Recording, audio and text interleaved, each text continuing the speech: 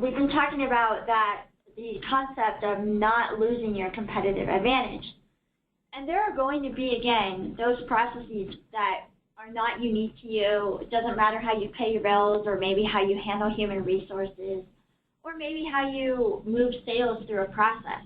But there may be things that make you unique. If you're a medical device company and you have to be FDA compliant, or quality is really important in your process, from new product development all the way through manufacturing, and making sure that you're documenting the quality standards and reporting on that and have documentation of it, or where you place your product when it's returned, or based on its components, where you place it in the warehouse. Is it near a product that it shouldn't be near? Those types of things need to be accounted for and may change what your business requirements are for a new system. So we recommend that for those processes that you know are not unique to your business, sure, take out-of-the-box functionality with an ERP system. Don't worry about optimizing it, because the ERP system that you select will have its own best practice, which will optimize that process for you. Yes, the roles and there will be changes to people's jobs and functions and the way that they do it, and you want to make sure you document that and train on it. But from a system standpoint, you're okay. You won't need any additional configuration or customization.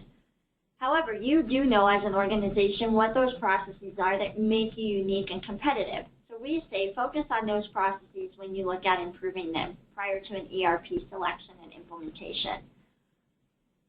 If you do this, then you you lower your risk of missing those key requirements that we mentioned that you might want to look at as part of your new system, evaluating those key requirements to make sure that you select the right system for you based on those key performance or those critical requirements.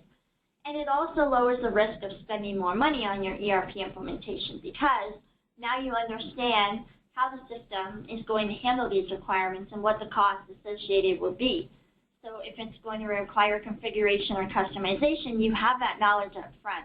That also gives you the power to then look at how the system might be able to handle it and say, can we make that change with the system and not lose our competitive advantage? And if you can, then you can lower your costs even more by taking out-of-the-box functionality in some areas and changing your process just a little bit, knowing that you're not going to lose that competitive advantage.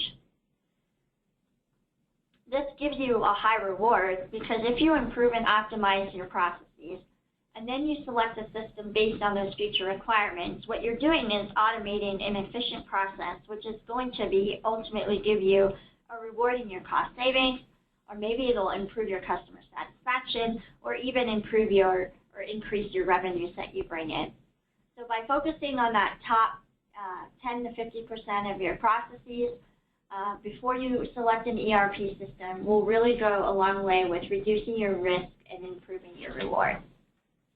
So how do you do this? We recommend using a Six Sigma approach. So we follow the DMAIC Lean Six Sigma approach here at Panorama. It's an easy method to follow, and it gives you the steps that you need to make sure that you address every piece of the process improvement process. So we recommend that you start with define and measure. So form small groups. Identify what your process improvement initiatives are going to be, what your small projects are going to be, and form a group. Make sure you have a leader or a head person to manage that project, someone who owns it. And once you form that group, then run a Kaizen event and define and measure what that process is going to be. So define the project scope. What is the current state? What's your goal statement? Where do you want that process to go? What are some of the primary key indicators, key performance indicators you can use to measure that process to see if it's efficient, and or give you a baseline so that you can measure the improvements against that baseline after you implement these process improvements, as well as it allows you to identify some of your cost estimates as part of your project charter that you can bring to your executive to get buy-in to do some of these smaller process improvement initiatives. That always goes a long way when you can quantify savings for your executive management team. Once you've defined current state and you gain a baseline measurement to understand where the process is operating today, then we recommend that you do a Kaizen event with all those individuals who touch that process. upstream and downstream, and who do that process day to day. We recommend that you baseline that process and then work through some of the failure points, identify the failure points within the process, and then identify root cause associated with those failure points. We typically use the 5 why approach. It's fast, it's easy, and it usually drills down far enough to where you can really get a good idea of what some of the root causes are for the different failure points within a particular process. Once we have identified the root cause, then we use data to validate those root causes to understand which of those root causes is the true root cause, or the low-hanging fruit, perhaps, that you want to improve first to get the most out of your process improvement initiative. Once we understand what the true root causes are, or which root causes we want to tackle, then we do another Kaizen event where we bring the same group of individuals in and we brainstorm solutions, we narrow down the solutions, and we redesign the process. Everybody involved so that everybody has input and everybody has buy-in into the new process. We then recommend, if you can, to implement those improvements if they're non-system related, so that you can measure whether that improvement did give you the performance you expected. Sometimes it's hard to do that because sometimes you need the new system to help with some of those improvements you've identified. The only downside of doing a system improvement and implementing a new process improvement at the same time is you don't know which yielded the benefit or how much of which gave you the biggest benefit of improvement. So if you can break them up, that's ideal, but again, we understand that sometimes you can't, and so you can implement both improvements at the same time. Once you've validated that this improvement has worked and is giving you the results you expect, then we recommend that you put a control plan in place, that you identify owners and what the process should be operating at, and thresholds that will flag owners if the process is out of control. And then what is required if that process does fall out of its control limits. At this point, because you know the process is solid, then you would document your procedures, your policies and procedures, and standardize and document them, and then quantify what your actual realized savings is against what your cost savings estimates were at the beginning of the project.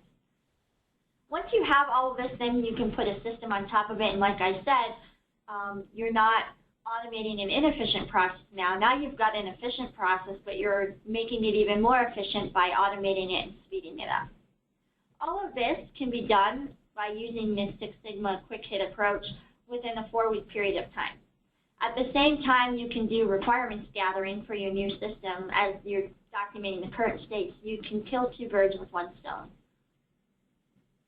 Again, you want to make sure that you are recognizing and addressing the change impacts associated with any process improvement, so that if people need to be communicated about changes in their job and how they do things, and they're not involved in this process, that you document that and communicate with those individuals, as well as that you're documenting what kinds of training you're going to have to do on your policies and procedures, or related to any kind of process. If you're reorganizing a warehouse based on location, so that picking is easier or closer to shipping based on what's picked the most, you're going to have to re-educate your warehouse management team on how the new warehouse structure is going to be set up. So things like that you want to make sure you're addressing and documenting and taking note of and doing your due diligence on getting those items communicated and addressed throughout the entire organization.